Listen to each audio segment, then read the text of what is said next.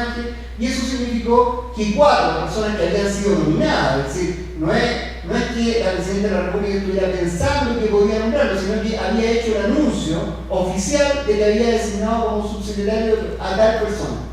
4 de esos designados oficialmente tuvieron que no pudieron asumir el cargo sencillamente por esta reacción ciudadana que se dio a través de las redes sociales. La siguiente, por favor. 4 subsecretarios, en realidad candidatos a subsecretarios porque nunca llegaron a asumir, eliminados por la crítica ciudadana, por distintas razones. Algunos por trapacería, por ejemplo, uno tenía querellas pendientes por estafa.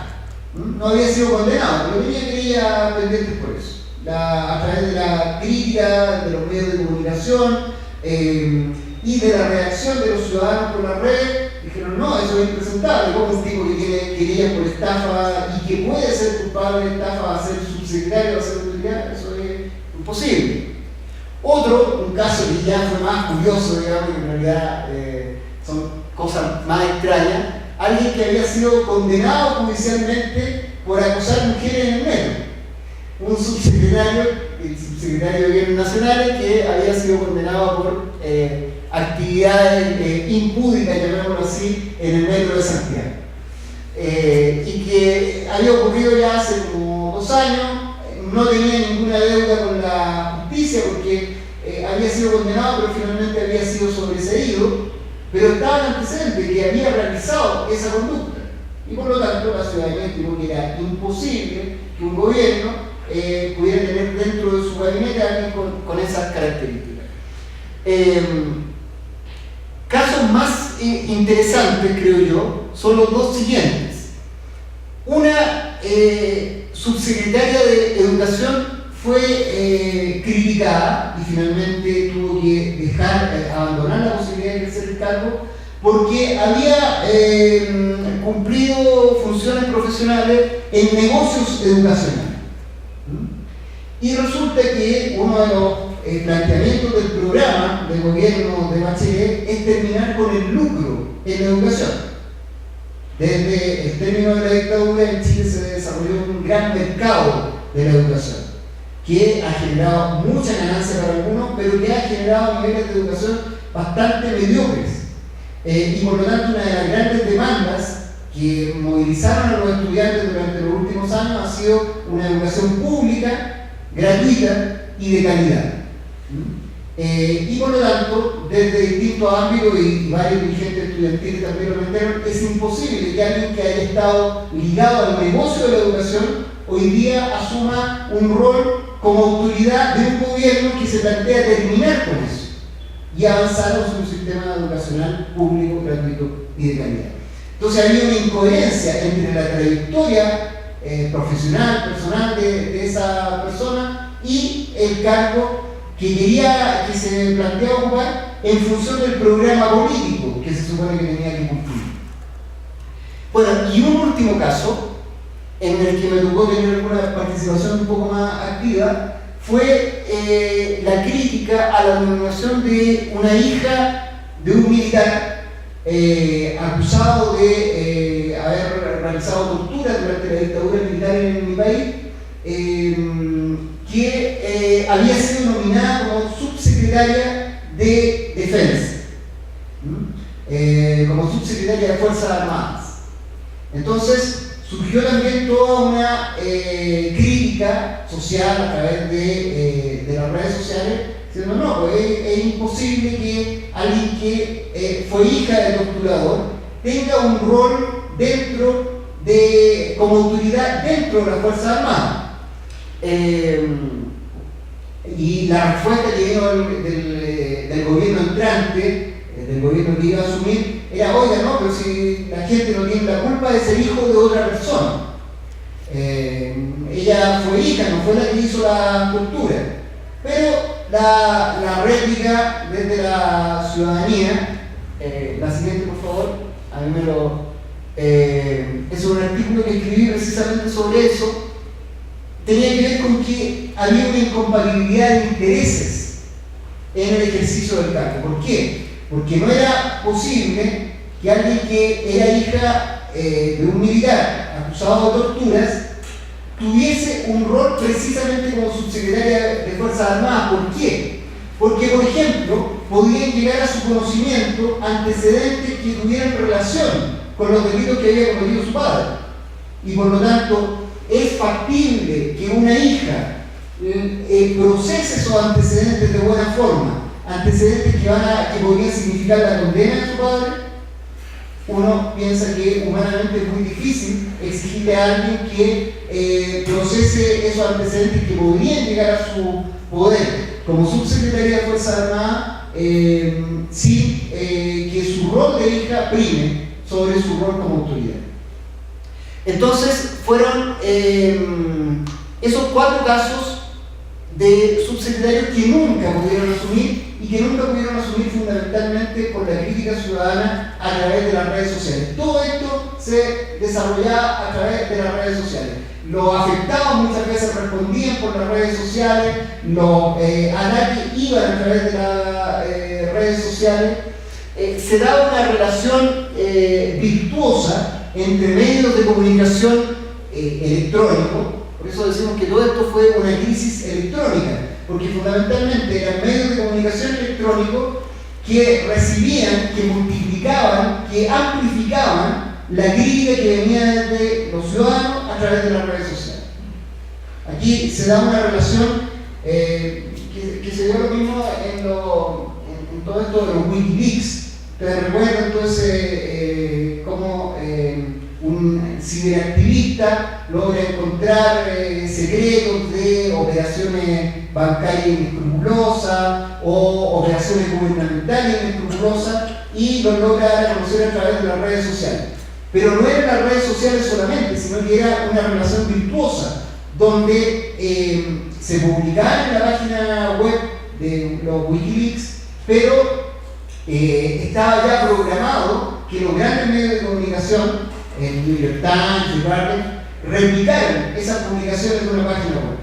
Y entonces se empezaba a producir una retroalimentación entre medios de comunicación masivos y los medios de comunicación de Internet y la ciudadanía, que replicaba estas mismas informaciones a través de sus blogs, de sus Twitter, de sus Facebook.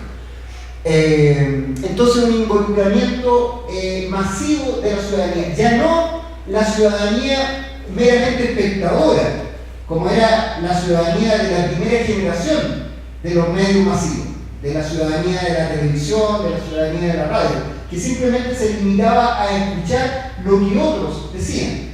Aquí estamos ante una ciudadanía que puede hablar directamente y que puede expresar también directamente su apoyo, replicando, impulsando determinadas denuncias, determinadas causas. La siguiente, por favor. Lo notable de esto es que estos personajes cayeron por crítica y por presión ciudadana, no por oposición partidaria. Porque lo tradicional es que los ministros, los subsecretarios, los viceministros caigan porque la oposición, los partidos políticos de oposición, le dan la guerra y logran derribarlo. Y eso ha pasado siempre, eso no constituiría ninguna novedad. ¿Cuál es la novedad que marca esto?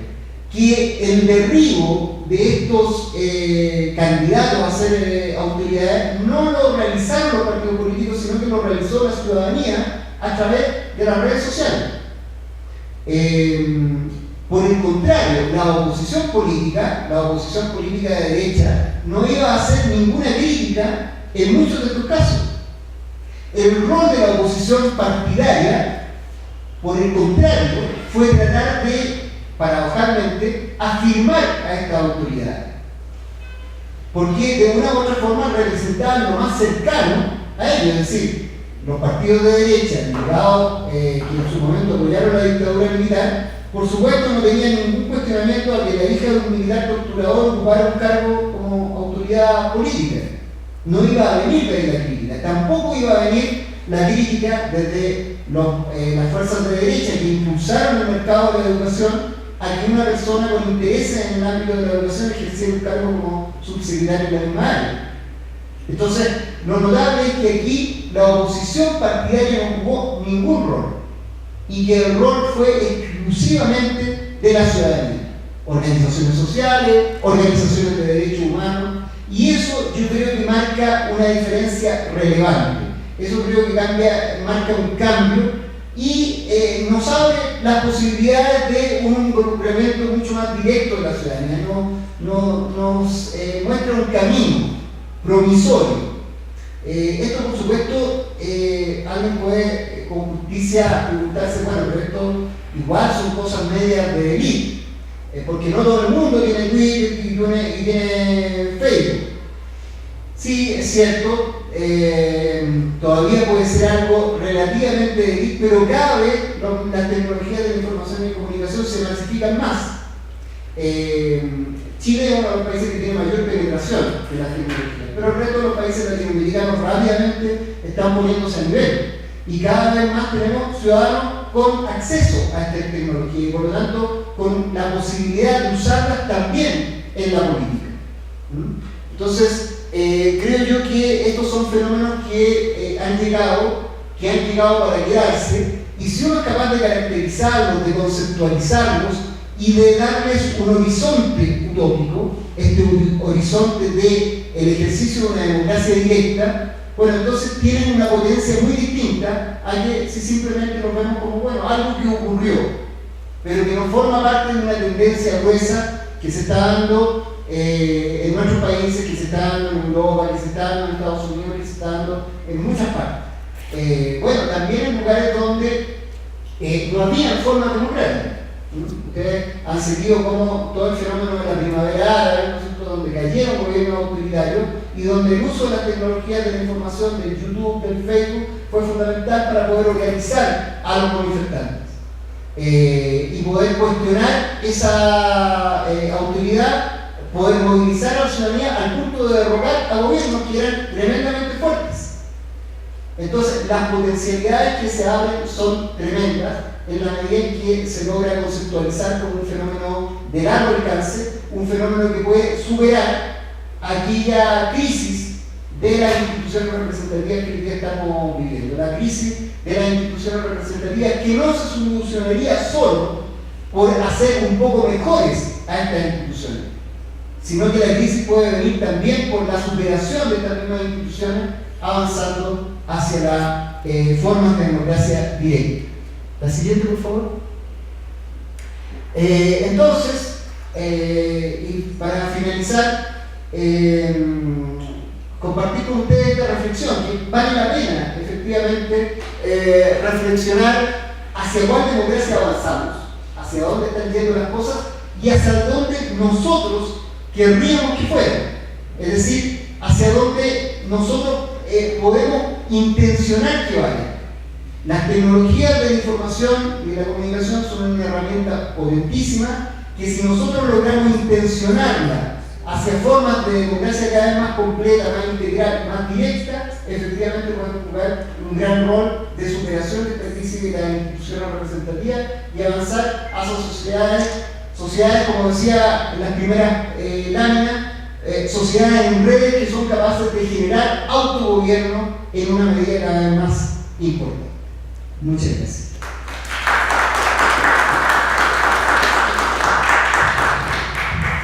Agradecemos la participación del magíster Luis Mariano Rendón de la Universidad de Chile por brindar esta ponencia. A continuación vamos a invitar al doctor Carlos Dávila para que pudiera pasar a la mesa de honor.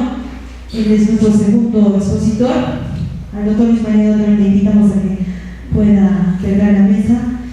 Y vamos a presentar al doctor Carlos Dávila Rojas. Él es magíster en Gestión y Políticas Públicas por la Universidad de Chile, actual decano de la Facultad de Economía, docente principal de dedicación exclusiva de la Facultad de Economía de la Universidad San Antonio Abad del Cusco, ex decano del Colegio de Economistas del Cusco, ex coordinador de la maestría en Economía, ex jefe de departamento académico, consultor, conferencista, investigador y analista político. El día de hoy él se va a ocupar del tema ética profesional y ética pública, necesidad de su enseñanza en la educación superior. Brindémosle un fuerte voto de aplausos al doctor Carlos Dávila Rojas.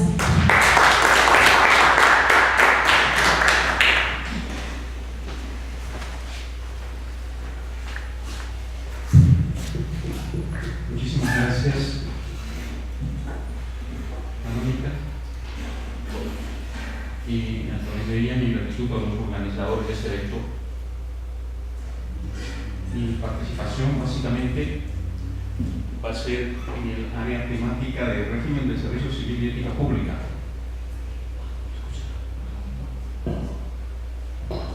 Y les quiero comentar que en el Consejo Universitario de la USAC estamos tratando de diseñar la creación de un instituto de ética profesional y ética pública. Mi ponencia es justamente ver por qué es importante que la USAC tenga ese instituto. Vamos a, por eso, usar las vistas para llegar con fuerza al tema de preocupación fundamental. Pasemos, por favor.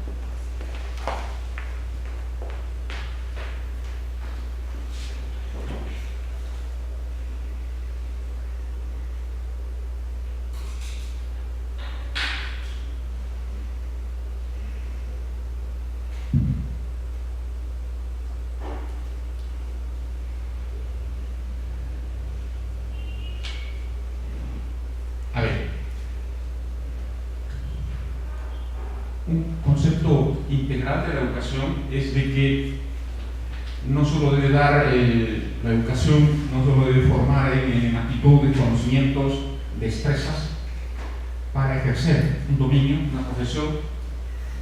La educación también tiene que ser una ocasión para seguir perfeccionando la personalidad, el carácter, ciertos valores, ciertas virtudes en las personas.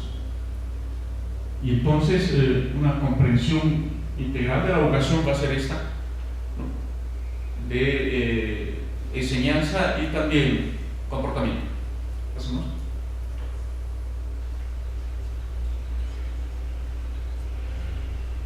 Normalmente se dice que la educación debe permitir en las personas influir en el ser, el saber y el saber hacer.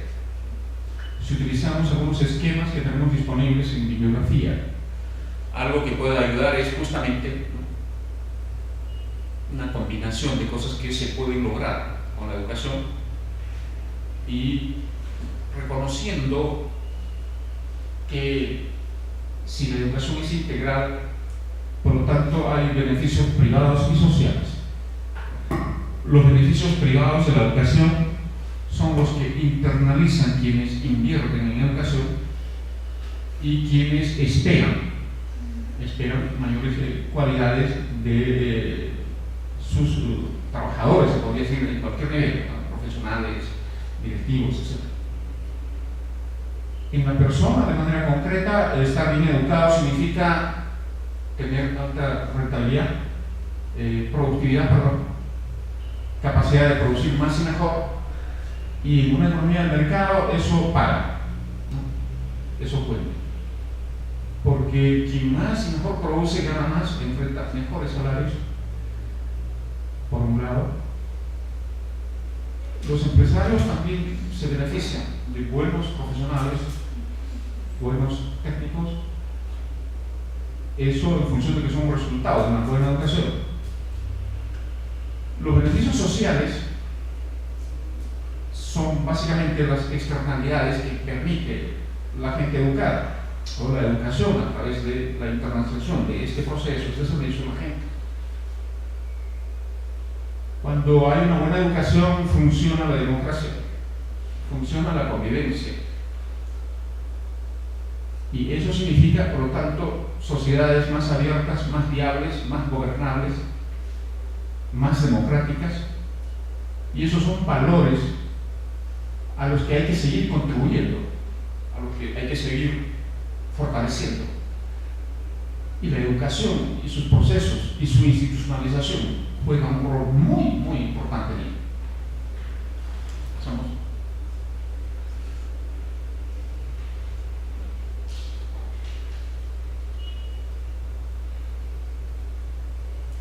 Pasamos. Muy bien. Si me he dejado entender en términos de lo que es una educación deseable, básicamente resalto el tema integral, capacidades, virtudes, destrezas, pero también, por favor, valores, saberes y valores. Ahora, es bueno saber qué está pasando en la educación de manera general y en la universitaria de manera particular. Cuando escuchamos de que está en crisis la educación, es necesario ya utilizar algunas categorías, algunos conceptos que permitan caracterizarlo, que permitan definirlo. Personalmente, de manera coincidente con otros, se puede decir, académicos, analistas, le pongo el tema de la crisis de la educación. Para mí está expresado en lo que es un fenómeno que se llama el credencialismo, que va a significar degradación de la calidad de educación y que significa muchas tendencias, muchas características. Voy a señalarles algunos. Esto es la cultura OCE. En Chile las notas son de 0 a 7, en el Perú son de 0 a 20. En Chile la nota mínima es 4, en el Perú es 11. Desde la primaria hasta los doctorados, lo que quieren los educandos es salvar, aprobar, avanzar. 11 o 20, ¿qué importa? En el sustitutorio o en el suplicatorio, ¿qué importa? Es lo mismo. Aprobar. Luego la carrera por el currículum, la cosa es el cartón. El cartón. Y ahora hay varias formas de tener cartón, pero a veces se va incluso a lo ilegal. Cartones Bamba, ¿no? Títulos Bamba, diplomados Bamba, asistencia a eventos Bamba. ¿No es cierto? ¿Por qué? Porque el currículum manda. En el Perú, los mercados laborales, tanto privados como públicos, todavía son asimétricos. No tienen la capacidad de descubrir qué hay detrás del cartón, de los papeles que presenta la gente cuando se presenta un trabajo. Una fuerte asimetría. Y entonces, papeles mandan. Porque ni las entrevistas, ni exámenes van a tratar de tamizar, analizar qué hay detrás de esos papeles. Y entonces, quien quiere tener éxito en el mundo laboral tiene hartos papeles. Y la búsqueda de papeles, ¿no?, legales o no, es otro elemento del credencialismo. Ahora, a los alumnos no les importa si el profesor enseña bien o no. Sin duda no tienen mucha idea de qué es una buena enseñanza en un curso determinado, porque están en aprendizaje. Lo que ellos quieren es salvar. Y van a evaluar al profesor en función de que si los salvan o no, van a poder salvar o no. Entonces el tema de la calidad, el tema de la actualización de los conocimientos, el tema de los medios modernos de enseñanza, etc., no cuentan. Porque si el profesor es muy moderno, utiliza tecnologías de comunicación, de información, está con bibliografía actualizada, o es lo otro, no importa. Lo que los alumnos quieren ver es si salvan o no el curso. Y muy por el contrario, cuando uno está actualizado y cuando uno utiliza medios pedagógicos de educación moderna, aparece que su curso lo hace difícil. Y a eso los alumnos le llaman, el curso es tranca. Y un curso difícil tiene una alta probabilidad de jalar. Y entonces los profesores, más o menos buenos, no tienen buena fama. No son los más populares, ni los más respetados. Esto en algunas universidades privadas llega al extremo de que si la probabilidad de no aprobar un curso con un profesor es alta, los alumnos se retiran y por lo tanto no pagan por el curso y por lo tanto no hay recursos para pagar al profesor y se le obliga luego al profesor a interactuar de alguna manera tratando de recuperar a sus alumnos, haciendo promesas para reducir el riesgo de ser jalado. En otras palabras, está obligado a cuidar su mercado, su empleo, sus ingresos. especialmente que muchas maestrías y doctorados no son pertinentes. Entonces, viendo un poco como ortodoxia, como lógica, puede haber un ingeniero civil con maestría en nutrición. ¿Por qué ha estudiado esa maestría? Porque quiere ser profesor principal, quiere ser decano o quiere ser rector. O sea, cumplir un requisito para acceder a cargos que en su carrera docente en una universidad es. Entonces, la cosa es tener los requisitos para querer ser algo. Entonces, la pertinencia del grado, que debe significar, por favor, una especialización que le permita mejorar su conocimiento, la educación, etc. No es lo que más. Hay muchísimos en el Perú, muchísimos profesionales de distinto tipo de calificación, ingenieros, médicos, enfermeros, contadores, economistas, que son magísteres en educación. O sea, hay maestrías a las que están denominando transversales, ¿no? Educación, administración. Entonces, miren lo que es el credencialismo. En términos de degradar la carrera, es un conjunto de comportamientos. Aquí hay un mercado de tesis. Hay asesoría privada de tesis, se paga y... Entonces, este término es lo que a mí me permite entender la crisis de la educación en general.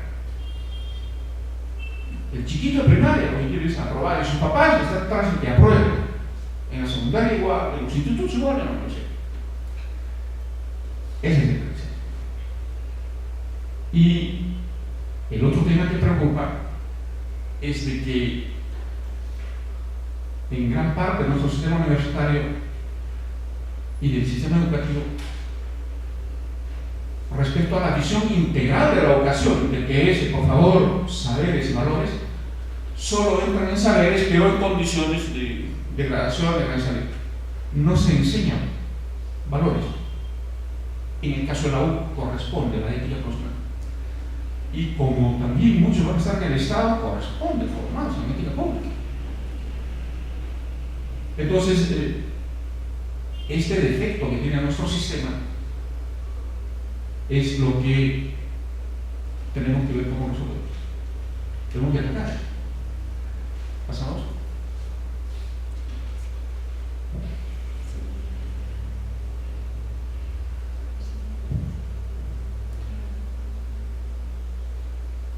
¿Pasamos?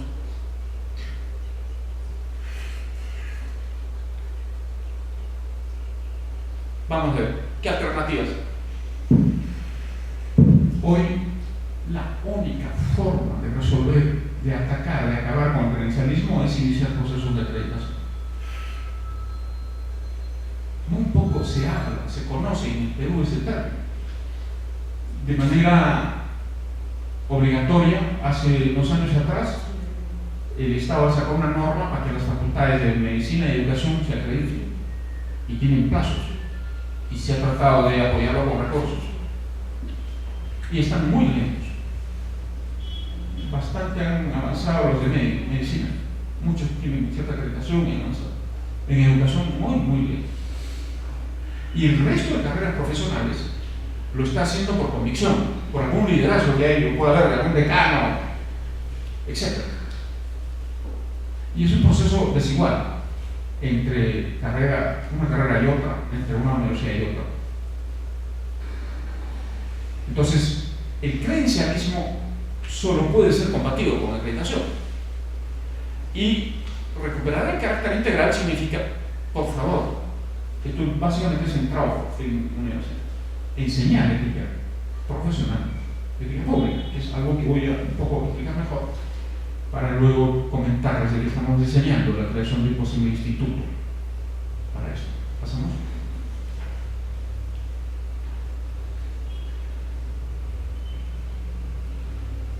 A ver, la idea un poco en la ética profesional, ¿no?, es de que su ejercicio sea justo, de excelencia y responsable, conociéndose toda práctica que no es parte de la profesión o es contraria a las ciencias y procedimientos que la sustentan.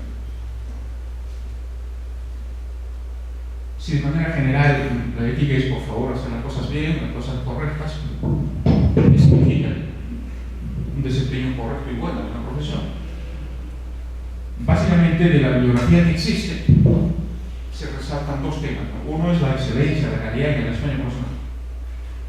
Y eso obligadamente tiene que impedirnos hacer cosas que no son tu carrera. Y las cosas que no son tu carrera básicamente van a ser cosas que no son lo que se debe hacer si se usa la teoría, los procedimientos, las concepciones epistemológicas de tu carrera.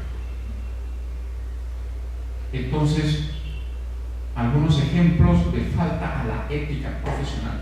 Porque uno, la ética personal ya sabe, bueno, hay que ser bueno, tolerante, cooperador, etc. No hay que ser malo, no hay que ser mentiroso, no hay que ser ladrón, eso se conoce, eso sabemos que desde niños tiene que haber una formación en la que la familia y la escuela primaria juegan un rol muy importante. Pero en la secundaria, en la universidad, el tema de la ética profesional significa de que, por favor, fórmate un buen profesional, trabaja como buen profesional, deja satisfecho a tus usuarios, a tus clientes, dependiendo si eres consultor, eres académico, o eres un profesional contratado para desarrollar tu servicio, tu especial. Y ser bueno, hacer las cosas con excelencia, quiere decir que nunca hagas lo que, por favor, no es el campo ocupacional, valorativo, científico, etcétera, etcétera, de tu profesión. Entonces, por ejemplo, la contabilidad. Cuando vemos contadores ayudando a las empresas a evadir impuestos, jamás alguien me va a decir que un contador se forma para eso. Todo lo contrario, ¿no es cierto? Los contadores están para poner en orden las cuentas de acuerdo a un sistema oficial para el conjunto de usos que pueda tener, y uno de ellos es también el pago de impuestos. Pero el mayor ingreso, el mayor empleo, ¿no?, con que enfrentan los contadores es ese servicio, evadir impuestos. Hay incluso famosos chistes, ¿no?, de qué es o quién es un buen contador. Cuando vemos a abogados tramitando un poco impunidad, libertad, etcétera, de personas que deberían en un juicio justo, naturalmente, tener la excelencia que les corresponde. Eso que dicen, compran, abogados andan comprando justicia. Eso no es, pues, correcto, eso es faltar a la ética profesional. Sin embargo, es, pues, un ámbito laboral de ingresos muy grande. Y en la debilidad institucional que tienen los poderes judiciales, fiscalías, etc., eso tiene un peso. Porque yo no sé si hay, puedo usar un término que se habla de anomia, cosas que son anormales, pero dadas como tradicionales, normales, vigentes. Y en el sector público hay mucho de, ¿no?, anomia. Esas cosas que no deberían ser correctas, no se deberían ser, pero se hacen. Pues miren, ética profesional. Cuando veo a economistas justificando o asesorando monopolios, eso también es falta de ética profesional. Porque la economía no es promover fortalezas de monopolios u otras formas, ¿no?, de poder en el mercado, discriminación, concentración. Entonces, porque la economía no es, sí, es la ciencia de la eficiencia, de la asignación de recursos escasos. Ese es su escenario, esa es la competencia. Y si lo tomamos como modelo, todas las formas ajenas a asignaciones ineficientes de recursos, cuya comprobación básica es el resultado pareteano, o sea que no debe haber un perdedor. Entonces, monopolio, defender la contaminación, etcétera, etcétera, no es parte de la cuestión, es falta de ética. Cuando vemos a médicos en los hospitales públicos cortando la pata equivocada, olvidándose la tijera ahí adentro, ¿no?, También, pues, eso es falta de ética, porque no es excelencia, eso no es de calidad, pues. ¿No? Entonces, cuando veo a un ingeniero civil, por ejemplo, en la que si su estudio de suelos para hacer un determinado edificio recomienda no más de 8 pisos para ciertas condiciones, y atiende simplemente la demanda de quien lo está utilizando, es decir, que ponga 12 pisos y lo pone, eso no es pues ética profesional, no puede ser considerado. ¿Por qué? Está faltando a los fundamentos básicos de un ciencia. El análisis de suelo es un análisis de resistencia, de peso, qué sé yo. Y se prescribe bien claro para un suelo determinado cuánto, qué peso y reducir pisos puede tener una edificación. O cuando hace una carretera, ¿no?, que podría tener un trazo más leve, o sea, más corto, pero por trabajar más, por ganar más, y entrando en alianza con algún burócrata para que también capture más rentas, ¿no?, termina haciendo carreteras serpenteando innecesariamente con una longitud mayor. Eso es pues faltar a la ética. Eso es faltar a la ética personal. Entonces, estos temas deben enseñarse en la universidad, en todas las profesiones. Porque, salvo en las profesiones médicas, donde hay el curso de deontología, que parece que lo enseñan muy ligado a su código de ética, ¿no?, en el resto de carreras no se